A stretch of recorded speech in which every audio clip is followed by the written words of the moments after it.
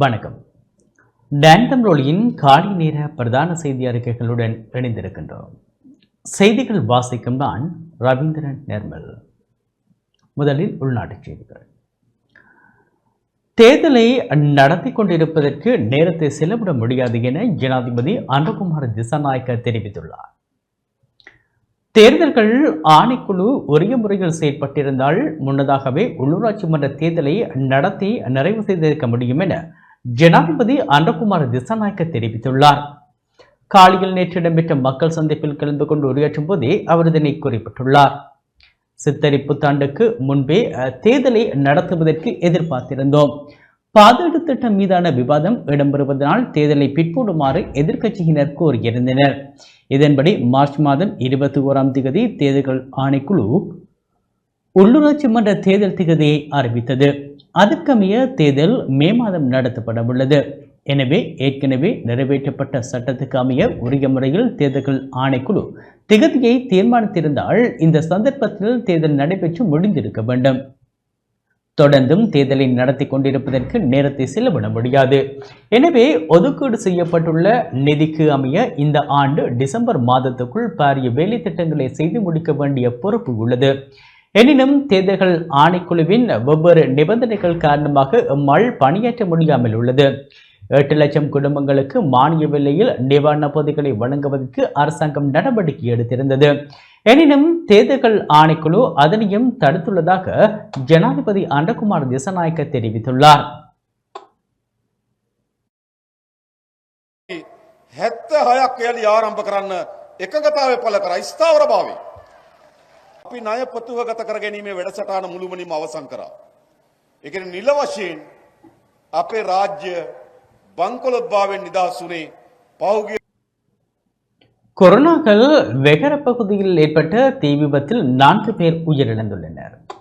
கொரோனாக்கள் வெகர பகுதியில் உள்ள எரிபொருள் நிலையம் ஒன்றில் ஏற்பட்ட தீ விபத்தில் 4 பேர் உயிரிழந்துள்ளனர். இந்த விபத்தில் எரிபொருள் நிரப்பு நிலைய முகாமையாளர் உட்பட 4 பேர் உயிரிழந்ததாக தெரிவிக்கப்பட்டுள்ளது. நேற்றிரவு 11 மணியளவில் இந்த தீ விபத்து ஏற்பட்ட நிலையில் மேலும் 4 பேர் காயமடைந்துள்ளதாக போலீசார் குறிப்பிட்டுள்ளனர். காயமடைந்தவர்கள் குருணாகல் போதனா வைத்தியசாலையில் அனுமதிக்கப்பட்டுள்ளனர். குருணாகல் மாநகர சபையின் தீயணைப்பு பிரிவு இணைந்து தீயை கட்டுப்படுத்தியுள்ளதாக போலீசார் தெரிவித்தனர். நேற்றிரவு வாயை நிரப்புவதற்காக வந்த லோரி ஒன்றுக்கு வாயை நிரப்பும் போது 6000 லிட்டர் கொள்ளளவு கொண்ட 2 வாய தொட்டிகளில் ஒன்று வெடித்ததால் இந்த தீ ஏற்பட்டது. வெடிக்காத மற்றொரு 6000 லிட்டர் வாயு தொட்டியை மாநகர சபை ஊழியர்கள் மிகுந்த முயற்சியுடன் மூடியதால் ஏற்படவிருந்த பாரிய சேதம் ஓரளவு தவிர்க்கப்பட்டதாக கூறப்படுகின்றது. சம்பவம் தொடர்பில் குருணாகல் போலீசார் மேலதிக விசாரணைகளை முன்னெடுத்து வருகின்றனர்.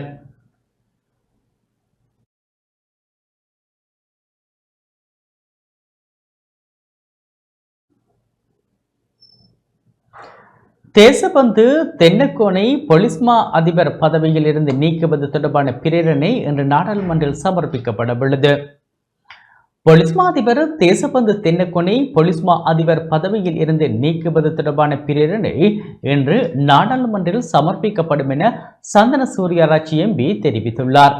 தற்போது விளக்கமறியலில் இருக்கும் பொலிஸ்மா அதிபர் தேசபந்து தென்னக்கோன் தொடர்பில் நடவடிக்கை எடுக்குமாறு தெரிவித்து 115 நாடாளுமன்ற உறுப்பினர்கள் கையொப்பமிட்டு சபாநாயகருக்கு பிரேரணை கையளிக்கப்பட்டிருக்கின்றது.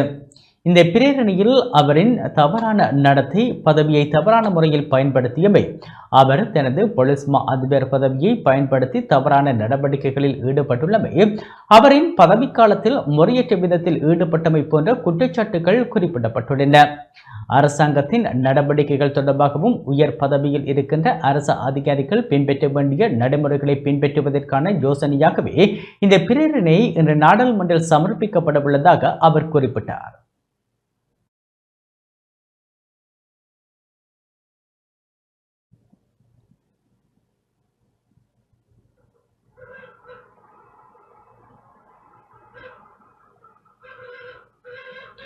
தமிழ் தேசிய பேரவை சார்பில் யாழ் மாவட்ட உள்ளூராட்சி மன்றங்களில் போட்டியிடும் வேட்பாளர் அறிமுக கூட்டம் இடம்பெற்றது.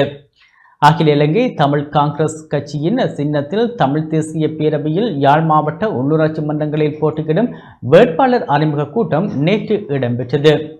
யாழ்ப்பாணம் நல்லூர் பகுதியில் உள்ள இளங்கலைஞர் மண்டபத்தில் குறித்த கூட்டம் நடைபெற்றது.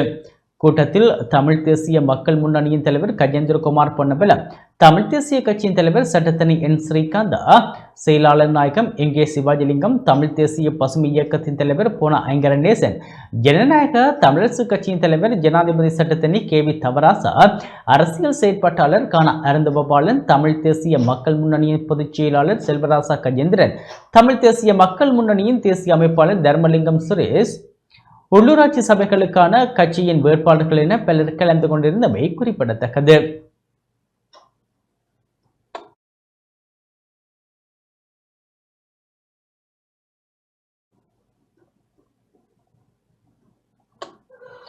வடமாகாண மல்யுத்த போட்டியில் முல்லைத்தீவு மாவட்டம் முதலிடத்தை பெற்றுள்ளது.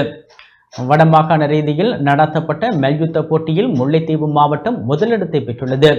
மாகாண விளையாட்டு திணைக்களத்தினால் நடத்தப்பட்ட வடமாகாண மல்யுத்த போட்டி முல்லைத்தீவு மாவட்ட உள்ளக அரங்கில் இடம்பெற்றது.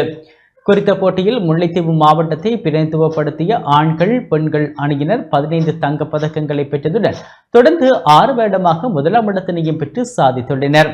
குறித்த போட்டியில் முல்லைத்தீவு 5 தங்கம் 3 வெள்ளி பதக்கங்களையும், யாழ்ப்பாண மாவட்டம் 3 தங்கம் 1 வெள்ளி 1 வெண்கல பதக்கத்தினையும் பெற்றது.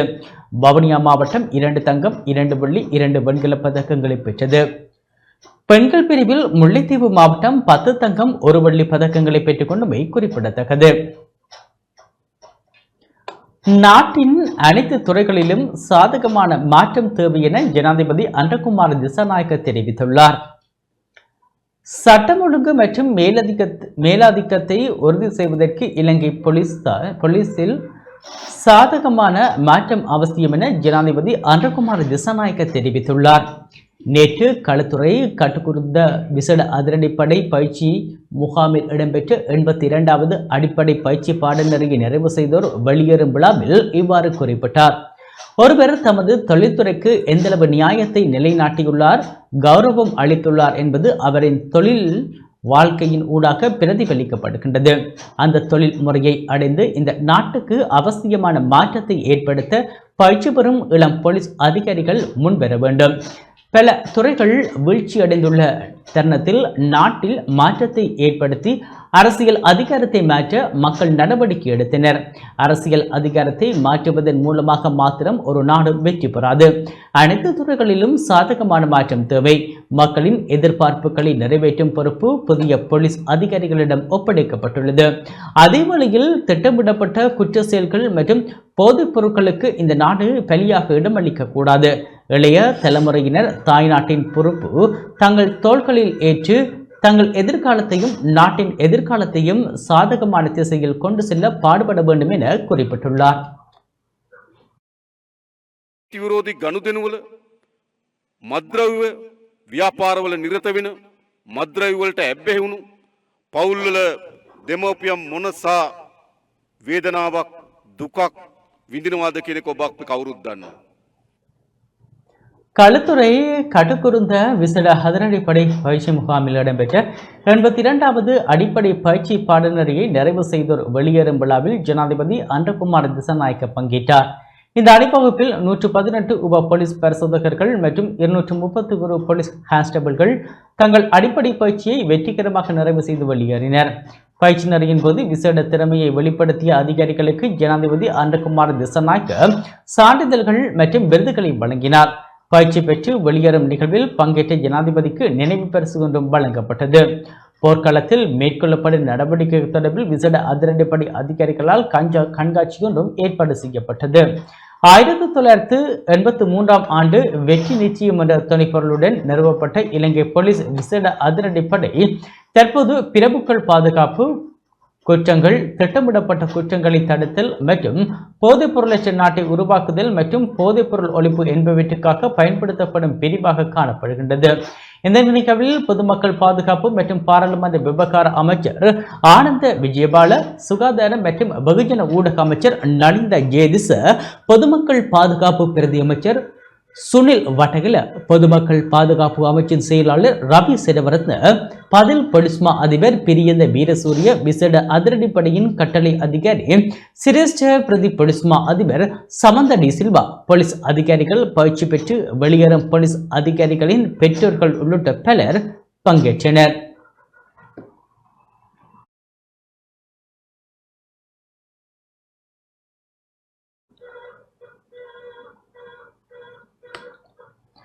மாத்தறை ராகுலா கல்லூரி மாணவர்கள் நேற்று ஜனாதிபதி மாளிகையை பார்வையிட்டனர்.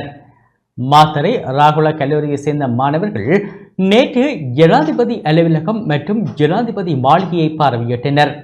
ஜனாதிபதி அலுவலகம், கல்வி அமைச்சு மற்றும் பாராளுமன்ற மக்கள் தொடர்பாடல் பிரிவு இணைந்து செயற்படுத்தும் இந்த திட்டத்தின் கீழ் பாடசாலை மாணவர்கள் தங்கள் கல்வித்துறை தொடர்பாக ஜனாதிபதி அலுவலகம், ஜனாதிபதி மாளிகை, கொழும்பு துறைமுக நகரம் மற்றும் நாடாளுமன்றத்தை பார்வையிட சந்தர்ப்பம் வழங்கப்பட்டுள்ளது.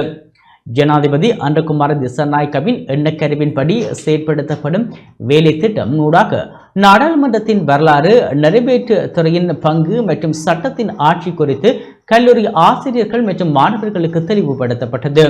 இந்த திட்டத்துடன் இணைந்ததாக மாத்தறை ராகுல கல்லூரியினால் ஆரம்பிக்கப்பட்ட மர நடுகை வாரத்தை முன்னிட்டு பிரதமர் ஹரணி அமரசூரிய மற்றும் ஜனாதிபதியின் செயலாளர் நந்திகா சனத்குமார் நாயக்க ஆகியோர் கல்லூரிக்கு பெருமதிமிக்க மரக்கன்றுகளை அன்பளிப்பு செய்தனர். மாணவர்கள் மத்தியில் பிரதமர் உரை நிகழ்த்தியதுடன் மாணவர்களின் கேள்விகளுக்கும் பதிலளித்தார். இந்த நிகழ்வில் ஜனாதிபதியின் சிரேஷ்ட மேலதிக செயலாளர் KMN குமாரசிங்க, ஜனாதிபதியின் சட்ட ஆலோசகர் JM விஜய் பண்டார,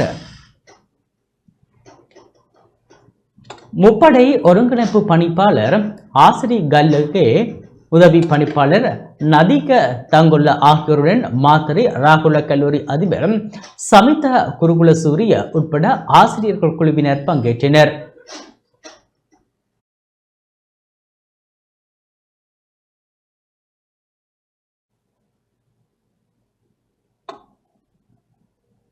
வவுனியா பல்கலைக்கழகத்தில் மருத்துவ பீடத்தை ஆரம்பிப்பதற்கான முதற்கட்ட முயற்சியாக நேற்று கலந்துரையாடல் இடம்பெற்றது.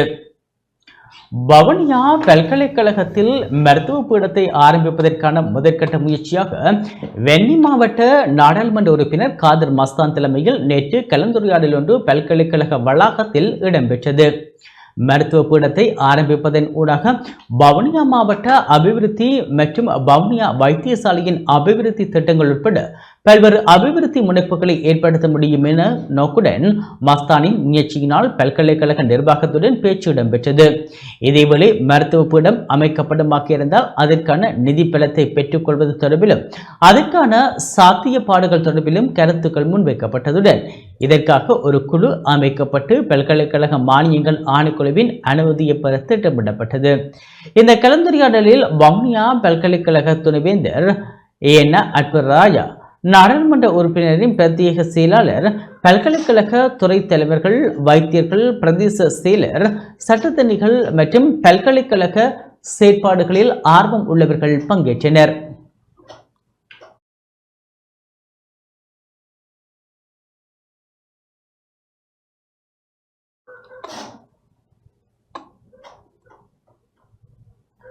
மன்னார் மடு பிரதேச மக்களுக்கு இருவழி பொது போக்குவரத்து சேவை அவசியம் என மக்கள் கோரிக்கை விடுத்துள்ளனர். மன்னார் மடு பிரதேச மக்களின் நீண்ட கால கோரிக்கையான மன்னார் நகருக்கான நேரடி இருவழி பொது போக்குவரத்து சேவை அவசியம் என கிராம அமைப்புகளின் பிரதிநிதிகள் ஒன்றிணைந்து கோரிக்கை விடுத்துள்ளனர். மக்கள் திட்டவரைப்பு ஒன்றியத்தின் ஏற்பாட்டில் அதன் பொதுச் செயலாளர் நடராஜா தேவகிருஷ்ணன் தலைமையில் மன்னாரில் இடம்பெற்ற ஊடக சந்திப்பில் கோரிக்கை விடுக்கப்பட்டது. மடு வலயம் என்றது ஒரு இருண்ட வலயமாக இன்றைக்கும் இருக்கிறது. அங்கே இருக்கிற ஒவ்வொரு மக்களுடைய போக்குவரத்துன்றது சூனியமாகத்தான் இருக்கிறது. அதிகாரிகளோ அல்லது அரசியல்வாதிகளோ இதை கண்டுகொள்வதில்லை. மடு பிரதேசத்தில் போக்குவரத்து பிரச்சனை, தனியார் போக்குவரத்தோ அரசாங்கத்துடைய போக்குவரத்து சேவைகளோ எதுவும் அங்கே இல்லை. அடிப்படையில் விவசாயிகளில் இருந்து மாணவர்கள், மற்றது நோய்வாய்ப்பட்டவர்கள், அங்கே கர்ப்பிணி தாய்மார்கள், மற்ற அனைவருக்குமே அங்கே அடிப்படை பிரச்சனையாக இருக்கிற இந்த போக்குவரத்து. போக்குவரத்து இல்லை. மற்றது வீதியும் புனரமைக்கப்படலை. உள்ளக வீதியோ மெயின் வீதியோ எல்லாம் அப்படியே தான் இருக்குது. அது நானாட்டாம் பிரதேசத்தில் உள்ளது. இப்போ மடு பிரதேசத்தில் வந்து வீதிகள் ஓரளவுக்கு நல்லா தான் இருக்குது. இடத்துண்டு ஒரு கொஞ்சம் தான், ஒரு 8 கிலோமீட்டருக்கு சரியில்லாமல் இருந்தாலும் அதில் போக்குவரத்து பிரச்சனை, இந்த பஸ் பிரச்சனை முக்கியமாக இல்லை. காசு இருந்தால் ஆட்டோக்களை பிடிச்சிட்டு உள்ளே போய் வரலாம், அல்லாட்டி நடந்து தான் போய் வரணும். நானாட்டம் பிரதேசத்துக்கு ஒரு பஸ் சேவை இருக்குது, அதுவும் அரசாங்க பஸ் சேவை தான். அது வந்து ஞாயிற்றுக்கிழமை வராது. ஞாயிற்றுக்கிழமை மேலதிக கிளாஸுகளுக்கு போகிற பிள்ளைகளை யாராவது போய் ஏற்றி வரணும், அல்லது அதுகளுக்கு ஏதாவது வாகனம் ஒழுங்கு பண்ணி தான் நாங்கள் கூப்பிடுறது. அப்போ இந்த முறையாவது இதுக்குரிய ஏதாவது ஒரு தீர்வை எங்களுக்கு பெற்றுத்தரணும்னு சொல்லி நாங்கள் இந்த பிரச்சனையை முன்வைக்கிறோம். தட்சிணாமருதமடு, பண்டி விரிச்சான், சின்ன பண்டி விரிச்சான் போன்ற இடங்களில் வாழ்கின்ற மக்களுக்கு வந்து இந்த பஸ் போக்குவரத்து பிரச்சனை வந்து கூடுதலாக காணப்படுது. யுத்தம் முடிந்து 15 ஆண்டுகளாக முடிந்தும் இன்னும் இந்த பஸ் போக்குவரத்து பிரச்சனை வந்து எங்களுக்கு தீராத ஒன்றாகத்தான் காணப்படுது. அதுலேயும் வந்து எங்களோட ஊர்களில் இருந்து பிள்ளைகள் போராண்டாலும் அல்லது ஏதாவது அரசாங்க உத்தியோகத்தர்கள் வேலைகளுக்கு போகிறேன்னு சொன்னாலும் போயிட்டு மார்னிங் போனாங்கன்னு சொன்னால் அவங்க வாரதுக்கு பின்னேரமாகும். அந்த அளவுக்கு ஒரு பிரச்சனையாக இருக்குது. அதே நேரம் கல்வியை பெற்றுக்கொள்கிற மாணவர்கள் வந்து A-level முடிச்சுட்டு அவங்க வீட்டோடையே இருக்கக்கூடிய சூழ்நிலையும் இருக்கிறதாக நான் காணக்கூடியதாக இருக்குது. இந்த வருஷம் இப்போ OL எழுதினாக்களுக்கு AL படிக்கிறதுக்கு பண்டி விரிச்சான் வரணும். புதுசாக இப்போ இரநெல்பகுளத்தில் தொடங்கியிருக்கு காக்கையங்குளம். இந்த ஸ்கூலுக்கு போகிறோன்னு சொன்னால் அவங்களுக்கு போய் வரத்துக்கு வசதி இல்லை. இதுவே பேரண்ட்ஸ் ஏற்றி கொண்டே விடணும்னு சொன்னால் அவங்க வந்து வேலை செய்து பிள்ளைகளை படிப்பையும் பார்க்கணும், வீட்டு செலவையும் பார்க்கணும். இவங்க இங்கேருந்து பிள்ளைகளை டெய்லி ஏற்றி கொண்டு போகையும் மேலாது. அப்போ அவங்க பள்ளிக்கூடம் ஸ்கூல் போகிறத என்ன செய்கிறாங்கன்னு சொன்னால் OL பாஸ் பண்ண சில வசதி உள்ளாக்கள் படிக்கிறாங்க, மற்றாக்கள் வீட்டில் இருக்கிறாங்க. வீட்டில் இருந்துட்டு அவங்க உண்மையில் அவங்களுக்கு செலவுக்கு காசு வேணும்னு சொன்னோன்னே சட்டவிரோதமான தொழிலுக்கு ஈடுபடுறாங்க. எங்களுக்கு பஸ் ஓடுனா காண. இத்துடன் நமது இந்த செய்தி அறிக்கை நிறைவு பெற்றது. தொடர்ந்தும் நமது நிகழ்ச்சிகளுடன் இணைந்திருங்கள். வணக்கம்.